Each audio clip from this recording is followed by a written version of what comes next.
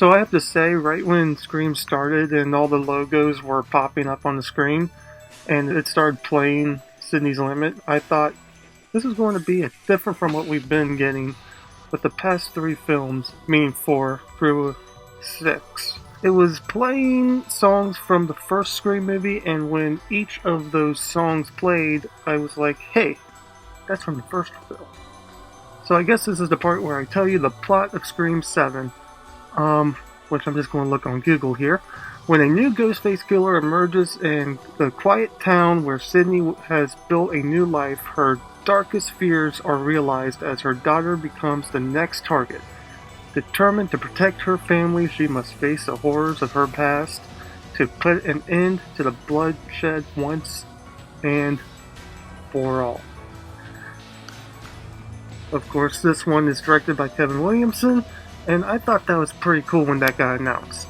Now, the film has some awesome kills, and it seemed like Ghostface was actually creative and did more than just stab people, which I liked that, to be honest. When it comes to the characters, I felt like they didn't have that much time to breathe and let us get to know them, probably due to how much was put in Scream 7 and how many kills are in it.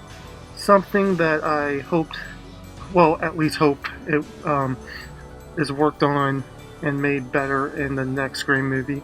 That being said, this Ghostface did have me in suspense, and I love that. I think what makes a horror film absolutely incredible is how much it can play with the audience and keep them in suspense.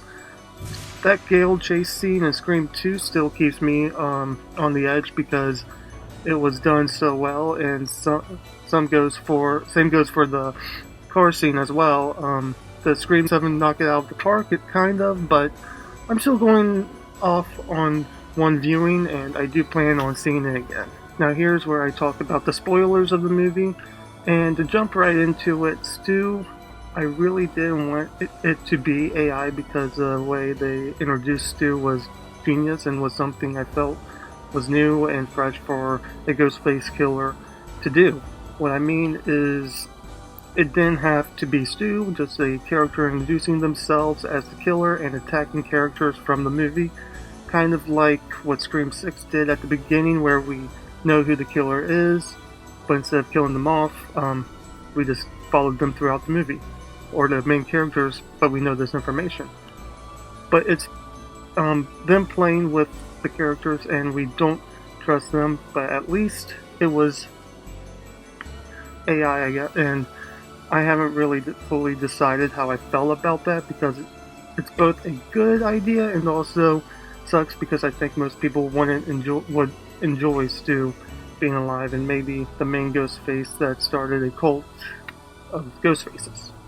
That being said, I guess it does work due to AI and the fears of it, so I guess it was actually a pretty good idea for that reason, and who knows, maybe there's something they are going to keep using, or it's something that they're going to keep using in the Scream movies going forward. I felt the reveal of the killers was kind of weak, at least for the ending. In the middle of the movie, we got in the middle of the movie, we got a reveal, and I thought that was pretty awesome and different to do as well, which is when Gale, Chad, and Mindy entered the movie, which Gale ran over the first Ghostface, and they took off his mask, revealed who it was, and that when she got out of the car, the people in the theater that I went to actually started clapping, which I thought was pretty funny, and I was like, so there are actual Scream or horror fans in this theater. That's fucking awesome. But for the ending, I guess it was going to be these characters I wanted. At the ending, I guess if it was going to be these characters, I wanted more of them at least. I felt we didn't get to hang out with them that much compared to like Scream 1 and Scream 2. Even Scream 3, I guess. And, actually, yeah, up till 4, I feel like we've been doing good. And, well, 5 did a good job with that as well, I guess. Scream 6 was just... I don't know why. Anyways, in fact, when we got to the ending of Scream 7, I was thinking, well, it's gotta be the neighbor of Sydney then, because everyone was pretty much pretty much killed off at that point.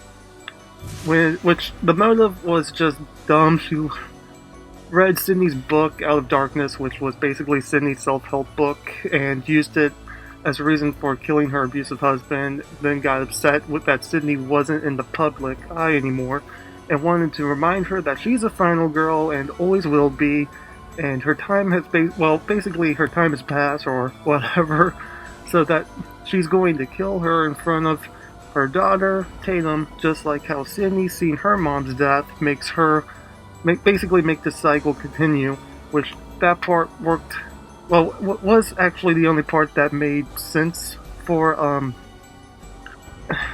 basically made sense. The rest, no. Well, just killing her in front of Tatum, that made sense to me. Also, one of the other killers, which I basically forgot about, to be honest, but the guy from the psych ward. After he was introduced, I forgot all about him. I guess it makes sense why he would be one of them, but I forgot all about him when we got to the ending. Who said he worked with Google and specialized in AI, which, okay, why not just say you specialize in AI, because you don't have to work with Google to basically do that. There's people out there who play with AI or learn how to do it and don't really, I would say, aren't at least in the Google field or whatever. Why do they have to specify that he worked for Google? So Scream 7 is a great way to move the franchise forward, and you never know where they will take it. I'm interested to see what's next for the future, and I find it fun and entertaining. I feel like it will be a rewatchable film for me. So yeah, if you haven't seen it, which this is a spoiler review, so what are you doing? If you haven't seen it yet, I would recommend you go watch it, and it's a fun film. Now it's a fun film, and I feel like there's ups and downs with it. They could have had more moments worked off of, like the bar scene. They could have really held that and let us get to know the characters more. The interview with Gale and Sydney, I feel like they could have done more with that. It was fun, but there's some things that they could have worked on a little bit more. But for what it was still a fun movie.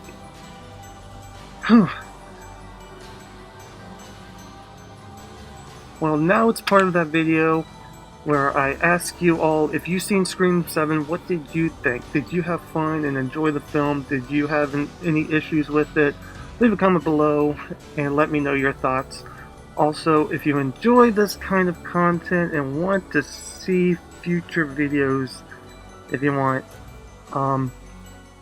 then why not give that subscribe button a stab, and I will see you all next time.